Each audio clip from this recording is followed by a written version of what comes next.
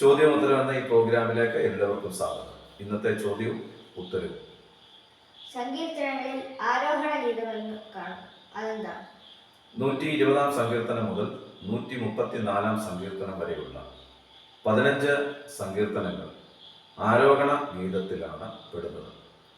ആവർത്തന പുസ്തകം 16 അധ്യായം 16 വാക്യം വായിക്കുമ്പോൾ നമുക്ക് മനസ്സിലാക്കാനായിട്ട് കഴിയുന്നത്, വർഷത്തിൽ 3 തവണ ആലയത്തിൽ പുരുഷന്മാർ എത്തണമെന്ന് കാണുന്നു. യഹൂദന്മാരെ സംബന്ധിച്ചിടത്തോളം അടുത്തടുത്ത് നടന്നിരുന്ന 3 പെരുന്നാളുകൾക്ക് അവർ ആലയത്തിൽ എത്തുമായിരുന്നു. ഭൂമിയുടെ കിടപ്പനുസരിച്ച് അല്പം ഉയർന്ന സ്ഥലത്താകെ അവിടേക്ക് കയറി ചെല്ലുന്ന സമയത്തവർ സ്തോത്രം പാടിയാണ് അവർ പോയിരുന്നത്. 122 സങ്കീർത്തനം 4 വാക്യം വായിക്കുമ്പോൾ നമുക്കത് വ്യക്തമായിട്ട് മനസ്സിലാക്കാനായിട്ട് പറ്റും. അങ്ങനെ നന്ദിയോടെ പാട്ടുപാടി കയറി പോകുന്നതിനെ കുറിക്കുന്നതാണ് ആരോഹണ ഗീതങ്ങൾ എന്നതുകൊണ്ട് ഉദ്ദേശിക്കുന്നത്.